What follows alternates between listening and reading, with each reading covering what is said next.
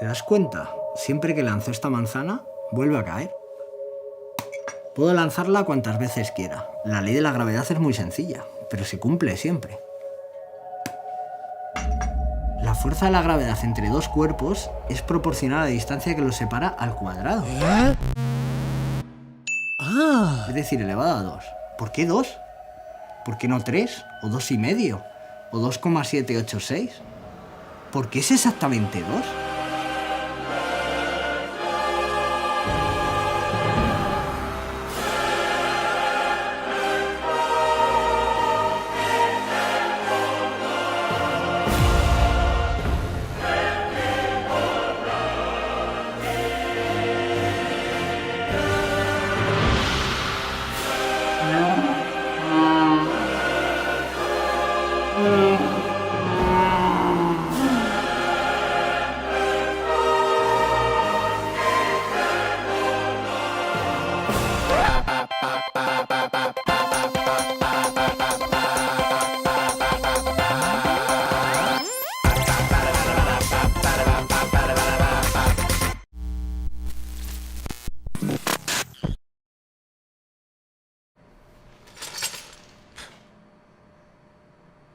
Carlos, ¿pero qué ha pasado? La ley de la gravedad.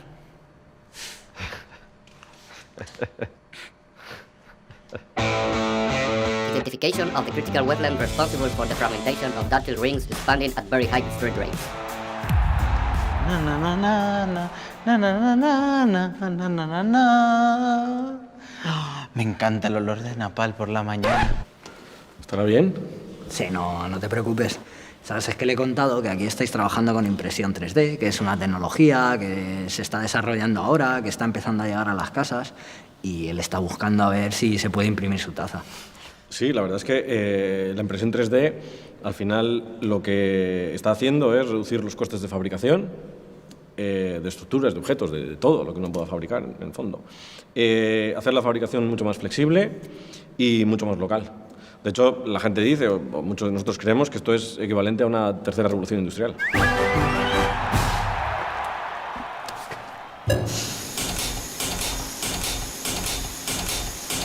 Pero, Carlos, tengo que decirte una cosa, porque nosotros imprimimos en Alemania.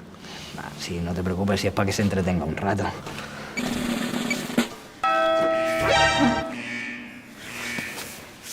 Por ejemplo, sí que es verdad que la investigación en impresión 3D va a ser fundamental, está ya siendo fundamental para sectores industriales tan relevantes para Europa y para España, como por ejemplo el de la industria aeroespacial o el de la seguridad civil. Pero, ¿y eso por qué? ¿Porque podéis hacer nuevas aleaciones, materiales más resistentes? Bueno, sí, entre otras cosas. Oye, ¿y con estos cañones qué ensayos hacéis exactamente?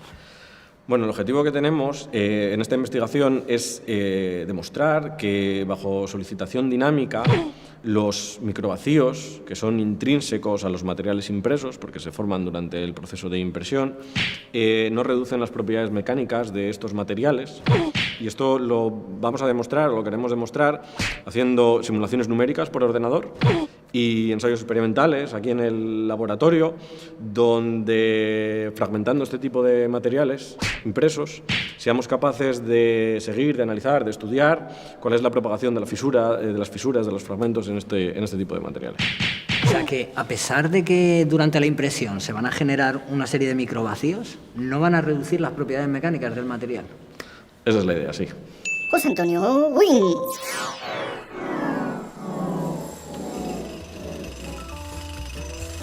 Tú, sí tú, soy yo, microvacío. Esos p***os estirados de los científicos tradicionales dicen que soy un defecto. ¡Un defecto! Dicen que por mi culpa se está limitando el uso de la impresión 3D en proyectos de alta responsabilidad. ¿Será posible? Malditos canallas. Menos mal que tipos como estos tratan de demostrar que es mentira. ¿Cómo cambia la movida ahora, Joder, flipas, Flipo. Pues si quieres flipar de verdad, déjame enseñarte algo.